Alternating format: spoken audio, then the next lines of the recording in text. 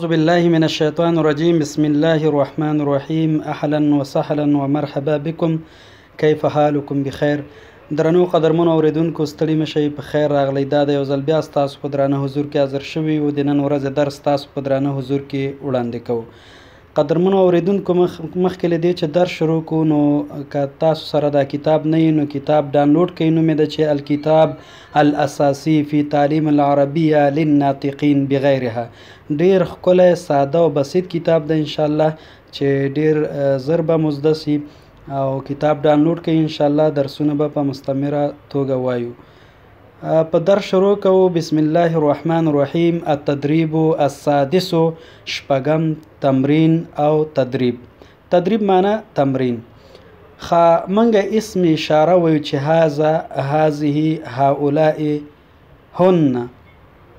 نو اوس منګه یوازې د هذا اشاره وایو چې هذا څه ته استعمالیږي. مثلا شیانو ته استعمالیږي، مثلا میوو ته استعمالیږي، مفرد ته او مذکر ته. مثلا موزن څنګه وایو په عربي کې چې دا کیله ده یا دا کیلې دي. موزن، هذا موزن، دا کیله ده. حذاء، بوټان څنګه وایو دا بوټان دي. وایو چې هذا حذاء، دا بوټان دي. تفاح، مڼې څنګه وایو چې دا مڼې دي. دغه اسم اشاره ورته استعمالوي چې هذا تفاح، دا مڼې دي. جزار څنګه وایو چې دا قصاب ده. وایو چې هذا جزار، دا قصاب ده. بید، هګۍ ته څنګه موږ وایو هذا بید، دا هګۍ ده. خبز، ډوډۍ وایو چې هذا خبز، دا ډوډۍ ده. برتقال، منګه څنګه وایو چې دا مالټې دي. وایو چې هذا برتقال، دا مالټې دي. درنو قدرمنو اوریدونکو همدا اسم اشاره کولی سئ تاسې نورو شیانو ته هم استعمال کړئ. مثلا زه وایم چې هذا کتاب، دا کتاب ده. هذا باب، دا کوټه ده، دا چې ده دروازه ده. هذا بیت، دا کور ده. صحیح.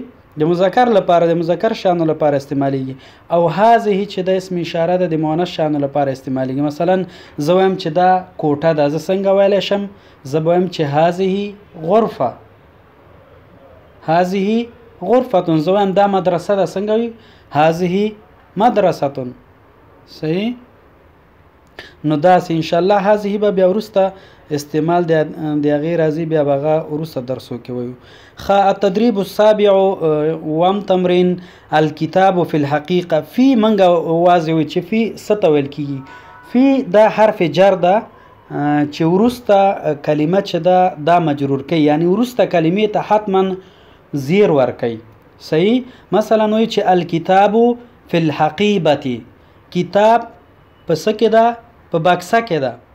التباشر فی الصندوق، تباشیر په صندوق کې ده. البید فی الصندوق، هګۍ په صندوق کې دي. القلم فی الحقیبه، قلم په څه کې ده؟ په بکس کې ده یا بکسه کې ده. نو فی معنا په معنا هم ورکوي مثلا، او وروسته کلمه چې دا مجرور کوي. مجرور دا معنا چې کسره ورکوي. التدریب الثامن، اتم تمرین. بید، هګۍ. بطاقة، پیژنپاڼه. برتقالة، مالټه. اوس د بی استعمال. د بی څنګه لیکل کیږي؟ مثلا بی ته زور څنګه ورکول کیږي، زیر څنګه ورکول کیږي، همدارنګه ضمه څنګه یا پیښ څنګه ورکول کیږي.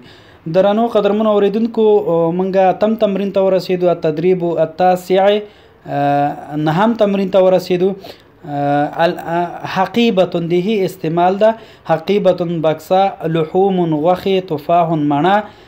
هي استعمال ده. هي په سر د جمله کلمه کې څنګه راځي، په میز کې څنګه راځي، همدارنګه په آخر کې څنګه راځي. التدریب العاشر، لسم تمرین. ری او نون استعمال ده. ری او نون مثلا څنګه لیکل کیږي؟ دا داسې یو تمرین غوندې ده. تاسې خپلو کورونو کې خپلو کتابچو کې ولیکئ انشاءالله. دا اوس زموږ د نن ورځې درس. نور مو پاک او مهربان الله سپارم. الله مو مل شه.